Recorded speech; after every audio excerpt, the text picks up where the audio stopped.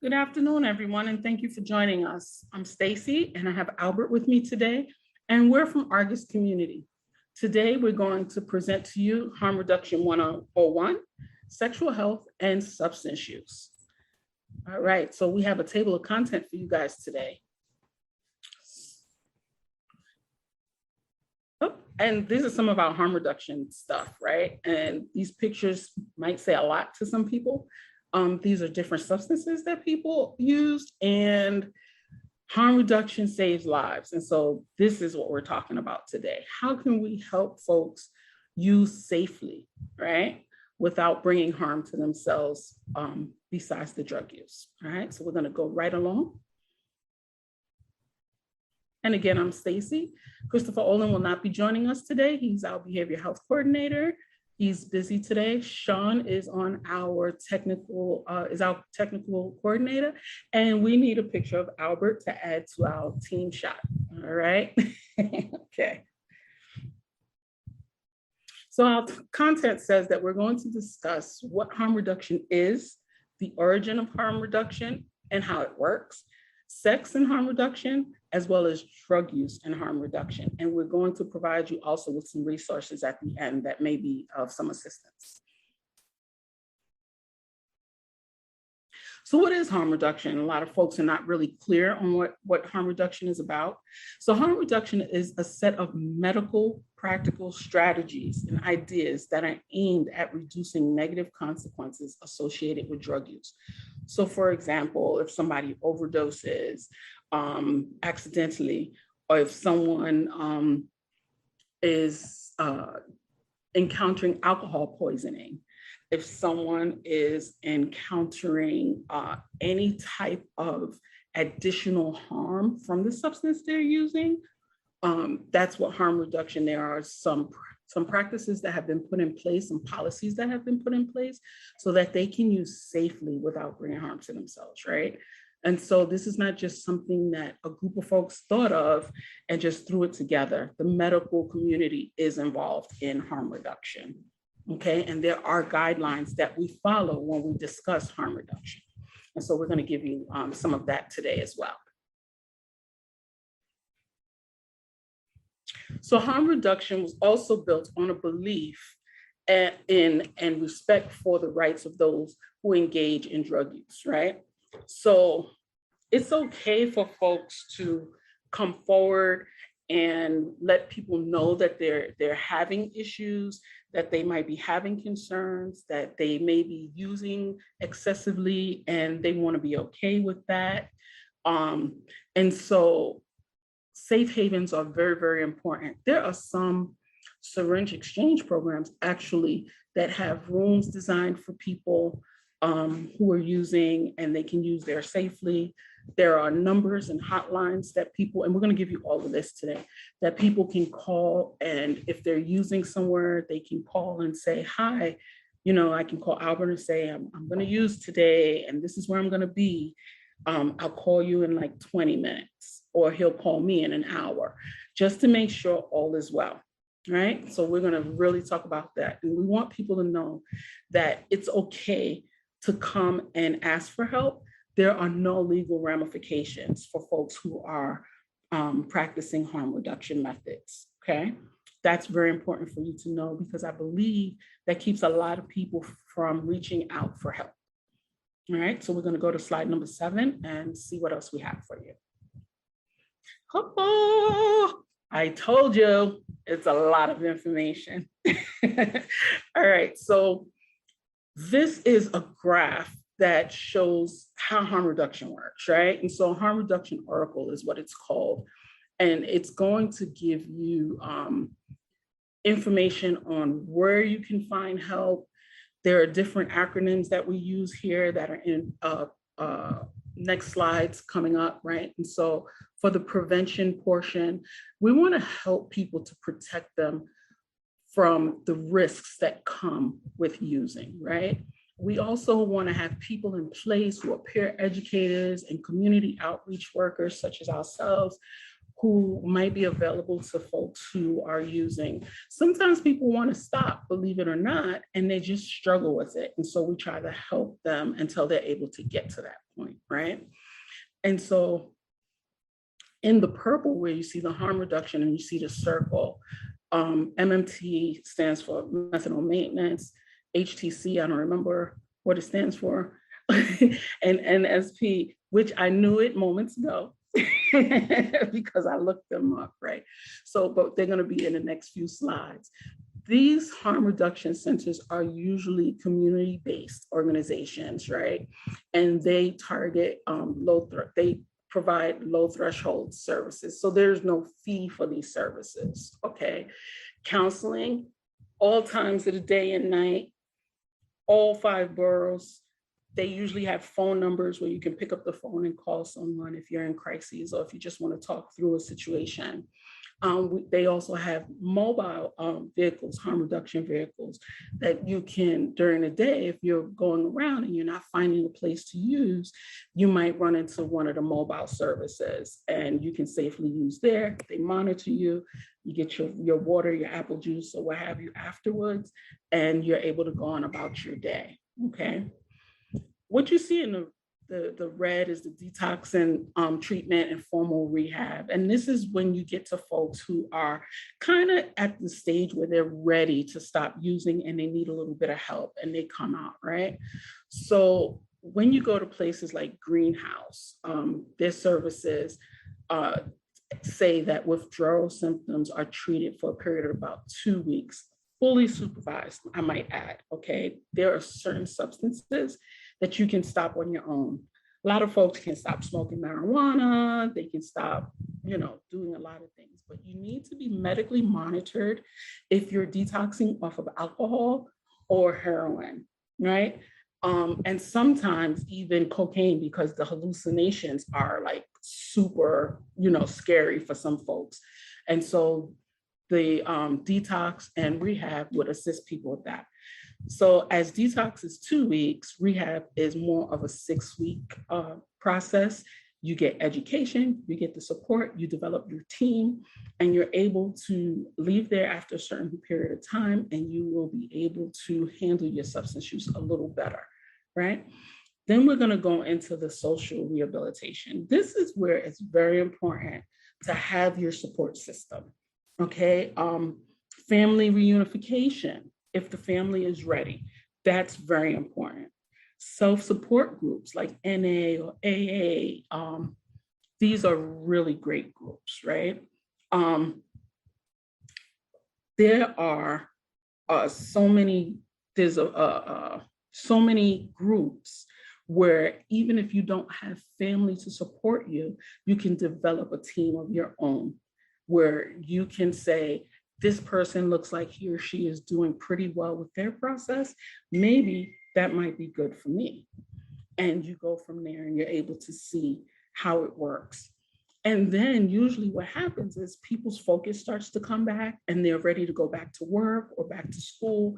And so there are referral services that go along with these harm reduction centers. They don't just help you use safely, they help you to get back on track and you can get back into the workforce or back into school and continue whatever your path was to improve the quality of your life.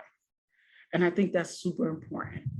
And so we're gonna, lastly, in the gold boxes, we're looking at follow-up. And so your team would stick with you, right? And so if you've gone to the rehab and different places like that, they usually follow you for about 6 months to a year, just to make sure you're okay. And then there are ongoing services in case disruptions happen in your process, right? So for those of you out there who are struggling with getting clean and staying clean, don't give up on yourselves, because relapse, unfortunately, is part of that process. But with a strong support network, you can do it, even if you relapse a time or two. All right, be patient with yourself, because the process is just that, a process, and it's individual for everyone else, right? And HTC, thank you for the help, Yaruska, stands for HIV testing and counseling. She always does it to me. I always got to check the chat when she's visiting us, right? All right, and the next slide is, ta-da! Look at what we have. I told you it was coming up. These are all the abbreviations. This is very important. So if anyone's out there watching, take a screenshot of this, because what will happen is when you go to different places, you may, more than likely, you're going to hear the acronyms for different things. You're not going to hear the full name, all right? So we already know, and I'm starting on the right side intentionally, right? That HIV stands for human immunodeficiency virus. That's common, right? And then there's AIDS, which is the acquired immune deficiency syndrome, which is now the diagnosis that occurs as one of the stages in the virus, right? That's like the critical stage. HCV, if you ever hear HCV or HBV, that's hepatitis, okay? The letters are pretty much determining how this particular hepatitis is transmitted, whether it's blood to blood, whether it's fecal, that's how we determine. So you may hear a lot of H whatever V's, right? There are a lot of different viruses that hepatitis meaning liver inflamed, right? We're talking about the inflammation of the liver.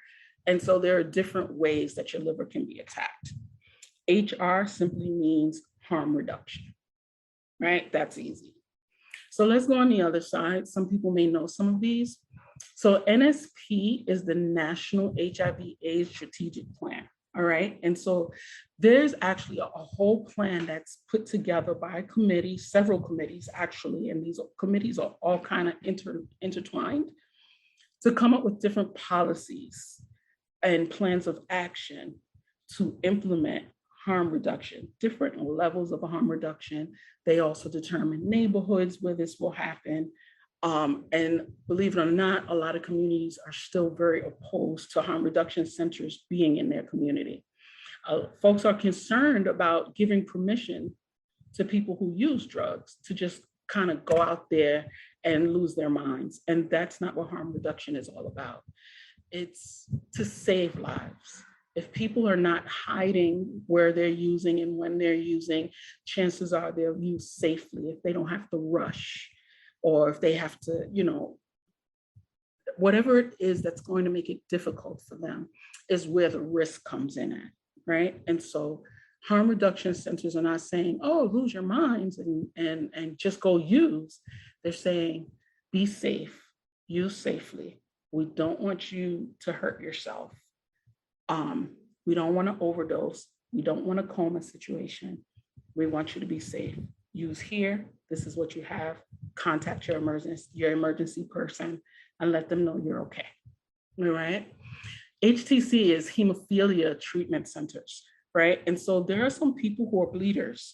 And so you have to be very careful about using and maybe sharing needles, right? Because if you have hemophilia, I was going to say hemophiliac, but it's not. You're not a hemophiliac. You have hemophilia, right? That means it's very difficult to control your blood, right? Blood flows easily. And so this is another center where you can go for safety. MMT, as I mentioned, is methadone maintenance treatment. DICs are drop-in centers where folks might not have anywhere to sleep that night. They don't necessarily have to sleep outside or in a doorway, although there are some concerns about some of the drop-in centers because people are really just sitting in chairs and fighting for chairs for the night. And it can be very difficult for them. And who knows, people that use, this could be a trigger. And so we have to figure out ways to design these centers where they're comfortable enough for folks to feel safe and not feel like they're coming in from the outside and still have to fight and haggle just for a space to sleep, okay? PWID, if you hear that, it's just person with injection drug use. So if you have a history of using needles when you use, then PWID would be what you would hear. And PLWHA is people living with HIV or AIDS, okay? So these are very common acronyms that are used on a regular basis. And so you also want to take like I mentioned earlier, take a screenshot of this. So if you're somewhere and you hear these acronyms, you kind of know what people are talking about when they're referring you to different places, okay? And we're gonna go to the next slide. So where did this harm reduction come from? What's the origin? How did this start? Well, in 1981, when the discovery of HIV/AIDS, with the discovery of HIV and AIDS, harm reduction became important, not only for treating substance use disorders, but also for reducing transmission of blood-borne infections, right? And so we know that HIV can be transmitted through bodily fluids, right? So blood, vaginal secretions, anal secretions, semen, pre-semen. We know that these are some risk factors if we're not using condoms and such, right? However, within the context of crack and cocaine, the crack and cocaine epidemic in the 80s, it was extremely difficult to implement any programs that would appear to condone any type of drug use. So what happened is what I just mentioned. Communities did not want these centers involved in where they lived. They didn't want to see needles all over the place. They didn't want to see people nodding out. I don't know, maybe the thought was the parade of drugs going up and down certain streets in the community, right? But this is not what harm reduction is about. And so we want to bring that point home, okay? Harm reduction is about saving lives. When you refer to HIV and AIDS and harm reduction, we're talking condom use, we're talking dental dams, we're talking inner condoms, we're talking about maybe not having sex, right? And so the same concept when we're talking about drug use, right? We're talking less use. We're talking safer places to use. We're talking, not being ashamed or afraid of asking for help, right? Who knew that with HIV and AIDS that condoms would make such a big blow into the scene, right? Who knew that? Who knew that this is what the remedy at the time would be? No one knew that, right? But it's been expanded on since then. And I think it's very important for people to understand that everyone deserves an opportunity to have an improved quality of life, whether you have a drug-related history or not, okay? So we're gonna go to the next slide. And we're gonna continue talking a little bit about the origin, right? It wasn't until the late 80s that we were introduced to the syringe exchange programs, which still to this day is practiced as risk reduction method. There are now approximately over 200 programs for syringe exchange in the US alone. Research has shown that these programs have been highly effective in reducing HIV transmission among people or persons who inject drugs. These programs also offer additional services for drug users, including, but not limited to, condom distribution, substance use treatment and referrals, HIV, HCV, and HBV counseling and testing. And we can add now treatment to this list, overdose education, naloxone distribution to reverse overdose, and peer navigation services. So what did I just say? What I said was that these committees have gotten together, government, medical community, civilians who may have been ex-users, different people have come together and they have managed to have over 200 programs available to those who use substances to assist them in improving the quality of their lives. And that's just in the United States alone, okay? The other thing that I'm saying is that you're not alone. There are additional services. So if you feel that you're struggling with your use, don't believe that you have to continue to use if you want to stop, because they have programs that can assist you with all of the services that you require. You will have a counselor, a case manager that follows you, someone who will prescribe your medication if you require medication to assist you, someone who will refer you and even go with you to your medical provider, right? If we're testing positive for hepatitis, if we're testing positive for HIV, you can have a team of people that will go with you to your appointments, assist you obtain your medication, and even help you come up with a plan of action for when to take your medications, right? So that you can really get a routine going and be as healthy as possible. All right. Slide 11, Sean.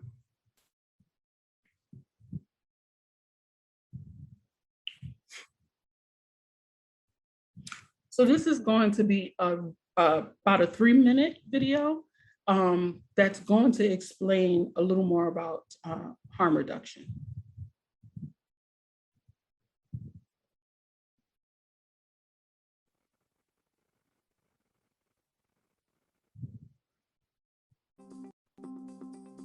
Drug use is part of our world. Many people are not able or willing to halt their drug use, and abstinence should not be a precondition for protecting their health and human rights.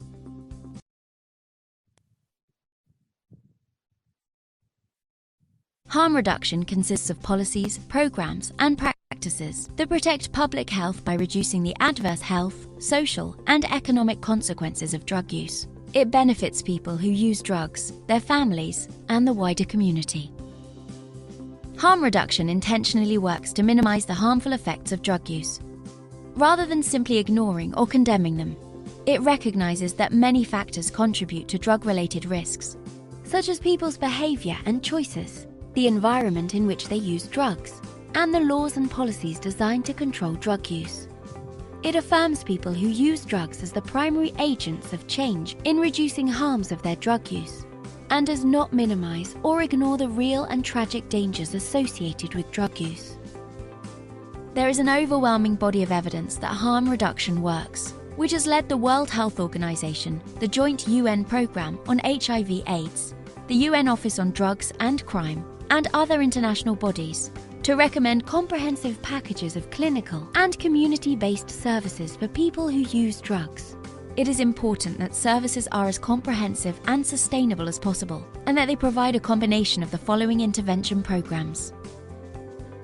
Needle and syringe programs promote the use of clean needles and syringes and reduce sharing of injection equipment. Opioid substitution therapy includes the most common medicines like methadone and buprenorphine. HIV and hepatitis testing and counseling helps managing the health of people who use drugs and helps them understand their role in preventing HIV transmission. Antiretroviral therapy can work very effectively for people who use drugs. Condom programs for people who use drugs and their sexual partners, which decreases sexual transmission of HIV and other sexually transmitted infections, or STIs. Sexual and reproductive health services includes contraception and family planning advice, prenatal care or STI diagnosis and treatment. Targeted information, education, and communication helps increase and sustain positive change in drug use-related behaviors. Prevention, vaccination, diagnosis, and treatment for viral hepatitis, which is an important cause of disease burden among people who use drugs. Prevention, diagnosis, and treatment of tuberculosis, for which people who use drugs are at an increased risk. Opioid overdose management with naloxone, because drug overdoses are the leading cause of death among people who inject drugs. Psychosocial support to help with mental health issues, family difficulties, relationship problems, and isolation. Livelihood development programs to help them escape the cycle of poverty and drug use. It is important that these services are combined as comprehensively as possible. Individual services have very limited benefit on their own, which is why packaging these services, tailored to local needs, is essential.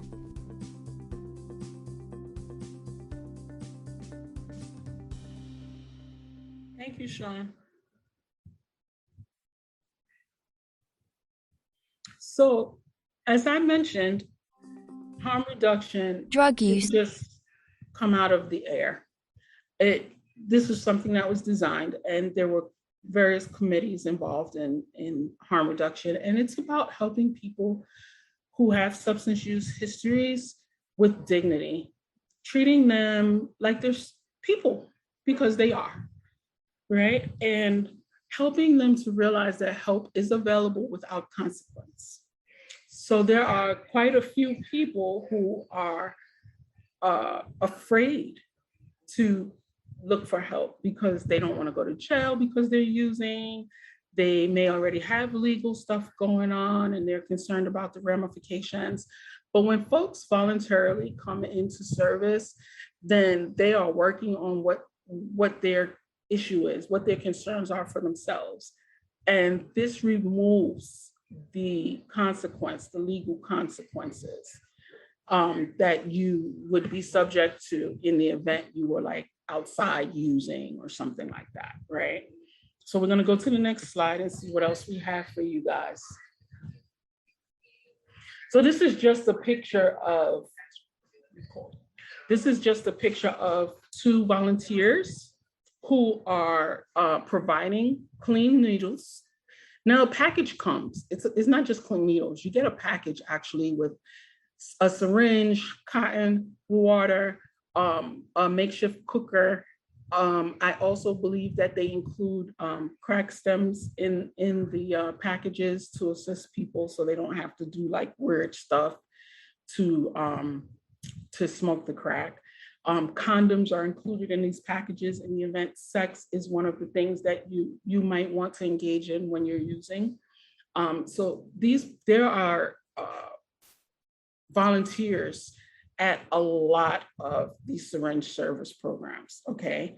And these are just two of them.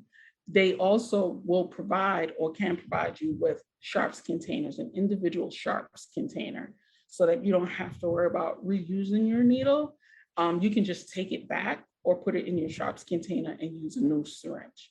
Please keep in mind that when you reuse a syringe, the needle breaks down from each use.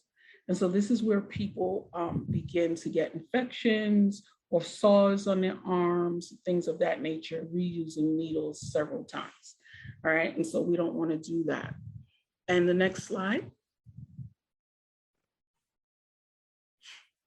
So this is naloxone or Narcan. It was mentioned in the video. This is something that can save someone from an actual overdose. Okay, so if you're with a friend or a family member who's using and you realize they may have used too much, this is going to be your remedy. And we're going to take you step by step on how to administer this, okay? So how to use Narcan. All right, so step by step. Next slide. You're only going to get 4 milligrams of this medication. This is a medication. So what you don't want to do is do a test spray, because if you do a test spray, you won't be able to help the person that's laying there waiting for you to bring them back. All right. So step one, before you do anything, call 911. If you happen to be outside with your person and they're using and they overdose, ask someone to call 911. Okay. Hey, can you call 911 while I help my buddy? Okay. Next slide is going to tell us the second step. So we have someone calling 911 and we're going to place and hold this nozzle in one nostril. And you can put it to the full part where your hand meets their nostril, right? And don't shove it in their nose because you don't want their nose to bleed. You don't want to do that. It's a small nasal intentionally. We don't want it to go too far up, right? And so that's step two. Insert the nozzle into one nostril. Doesn't matter which one. Step three says, press the plunger to release the dose into the nose. Now remember, you only get 4 milligrams. That's not a lot. It's enough to help a person in crises, however. So you're going to hold this between 2 fingers. The nozzle is in the person's nose, and then you're going to press one shot, and that's it. Okay. Step 4. So if breathing doesn't return in 2 to 3 minutes, give another dose. So what you want to do, don't just sit there looking at your time. You want to try to shake the person up. Okay. You want to, can you hear me? Albert, are you okay? If he's not saying anything, then that's going to take you about 2 minutes. Trust me, the adrenaline is going to be high and flowing, and it's going to take about 2 minutes for you to just check on your friend to make sure he or she is okay.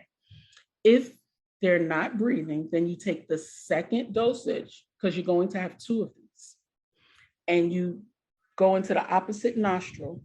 However, because it may be something that has you anxious or nervous about doing right, if you shoot your friend in the same nostril, it's okay. There'll be no damage, okay?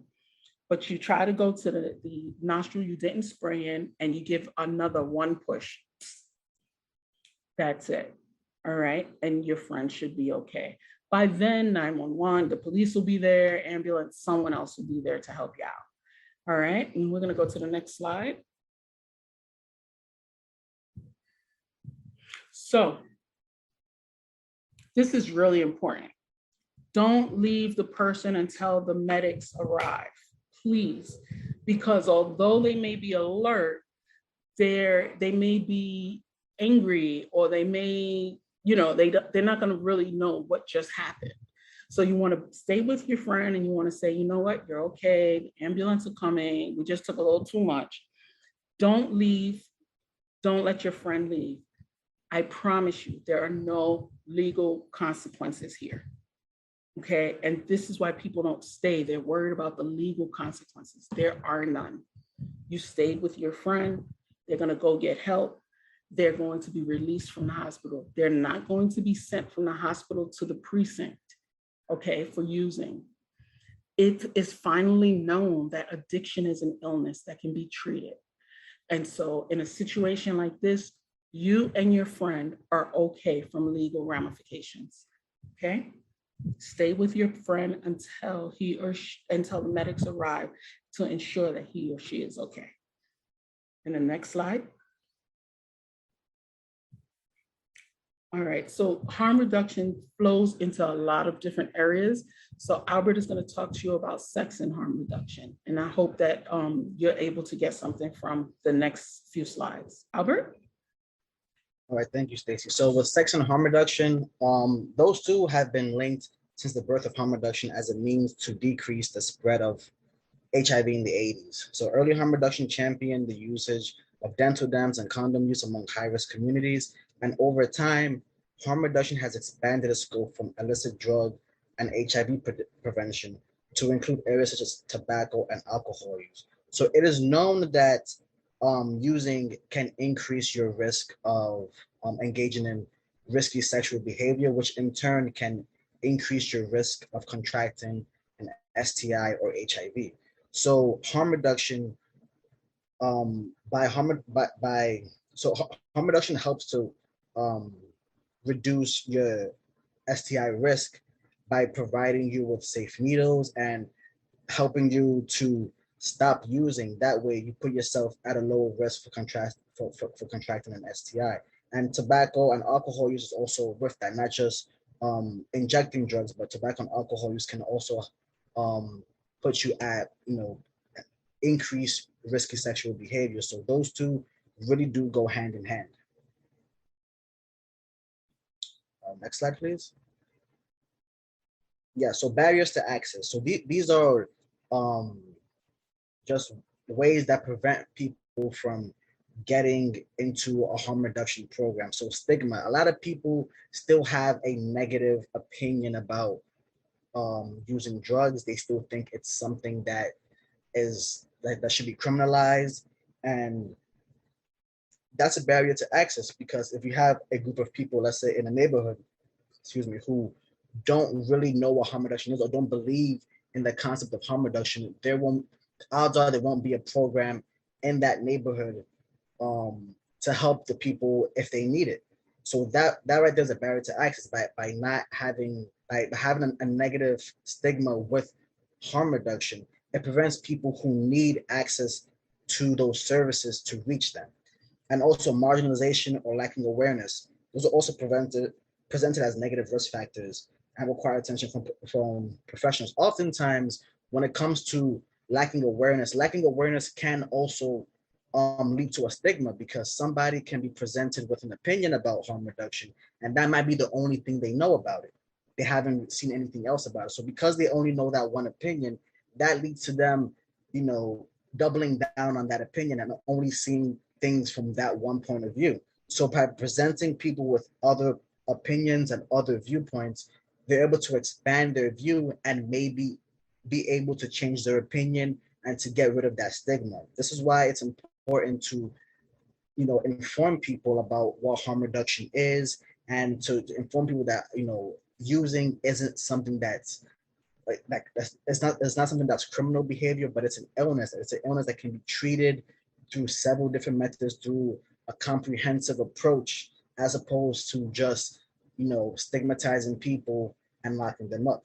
So preventing STIs, early unwanted pregnancies, and violence are the most important results harm reduction programs could provide for sexual and reproductive health. It can prevent STIs by lowering your risk for HIV and HCV by, having the syringe and needle exchange programs, early unwanted pregnancies. It puts people at a lower risk for engaging in risky sexual behavior by putting them on a path where they can stop using. And violence, people who use, they might be more prone to violence to try to get their fix. So if people end up, on a path where they can stop using, that may be able to decrease their violent tendencies. But these three are the most important results that harm reduction programs have provided. So by having these barriers, these three things could end up being on the rise in certain areas. So this is why it's important to reach out and for people to be informed about what harm reduction is, how it can help people, and how everybody could be better off by having these programs. They don't necessarily have to use the programs, but by having the programs available, somebody can be helped and everybody would be better off. All right, so the next slide, please. So this is the SAMHSA helpline, and this helpline is to help people who are struggling with substance abuse and mental health. So this number right here on the screen, 1-800-662-HELP. You call this number and they'll be able to walk you through if you have any issues, or if you have something that you're struggling with. 1-800-662-4357. All right, that's a SAMHSA helpline. Next slide, please. So these are some agencies in New York City that offer harm reduction and syringe exchanges. So we have Boom Health, which is on 144th Street in the Bronx.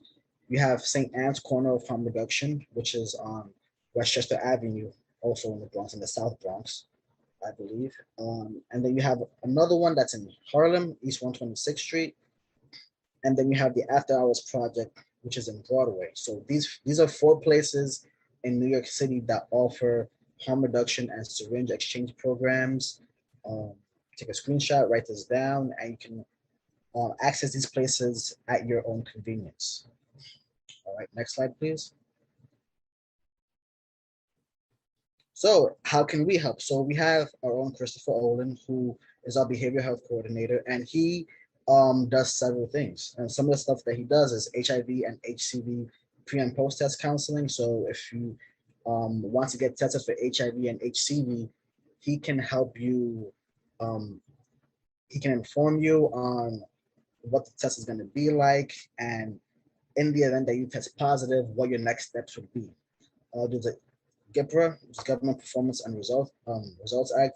You can connect clients to HIV and HCV medical services. So, like I said, in the event that you test positive, he can connect you to services that can get you a confirmatory test, as well as what to do afterwards. You can connect clients to substance use services, mental health services, local food pantries, and assist uninsured individuals to get access to medical insurance. All right. A lot of things that he does. He's a valuable member of our team, and his information is right there, phone number and email. reach out to him if you need some assistance, if you don't know exactly where to go. I'm sure he can point you in the right direction. All right, and the next slide, please. All right. And that's it, actually. Thank you so much, Albert. Yes. So as you know, as you noticed, our presentation was pretty short. However, the point we want to drive home is that harm reduction can save your life. If you yourself are not struggling with substance use or high-risk sexual activity, you may know someone who could benefit from the information that we provided. So I hope you took those numbers down. The whole point of this is to be a part of a process that will assist you in continuing to feel like you matter, because you do, while we help you with something that you struggle with. Again, a lot of folks believe that people that use drugs don't want to stop, and that's not necessarily the case. A lot of folks don't know where to go to start or to get the help. And these harm reduction centers have helped a lot of people understand what the concept of addiction is and how it affects them. And so harm reduction can assist a person, first of all, with minimizing their use, because they now have some type of structure. I think that's safe to say, right, Albert, to use it in that term. They have some type of structure, and they also have people who they have learned they can trust, and they can have a safe place to go. What it also can do, we got to think about the big picture, right, is help our economic system. Why would you want someone struggling to continue to struggle, and every time they get a few bucks in their hand, they're needing to use? Some folks don't have a choice. These substances take over your psyche, the way that you think, the way that you move, the way that you eat or don't eat, sleep or don't sleep. And so what being in a safe environment can do is kind of help a person regain their perspective. And once they've regained their perspective and begin to work on their substance use, if that's their choice, at their pace, okay, then they're able to get back into the workforce. They're not sleeping in a place where you feel like you can't walk now because this person is sleeping in my doorway. It's so, harm reduction is just so much. I don't think we really could do it in one presentation, but it means so much to everyone around. I think I would be more concerned about a person who was not involved in harm reduction than I would with someone who was in harm reduction. So you ladies out there who grab your purses when you see folks, wouldn't you want that person to get help? So now you don't have to worry about if that person might be a potential purse snatcher, right? Or someone who might rob you in your elevator or things of that nature. This is what harm reduction is about. It's about saving the community, starting with the person who's in pain and filtering out. So we hope that you got something from this. Yes. And we hope to see you again soon. Join us on Wednesdays at 2:00 for an hour, and we bring some really great information. Follow us on Facebook, Twitter, or Instagram. Sean is our technical guy, and he's been doing amazing with our Instagram photos and things of that. Follow us. And if there's a topic that you may be interested, shoot us a DM and we'll make it happen. All right. Thank you so much for joining us. Have a great rest of the afternoon.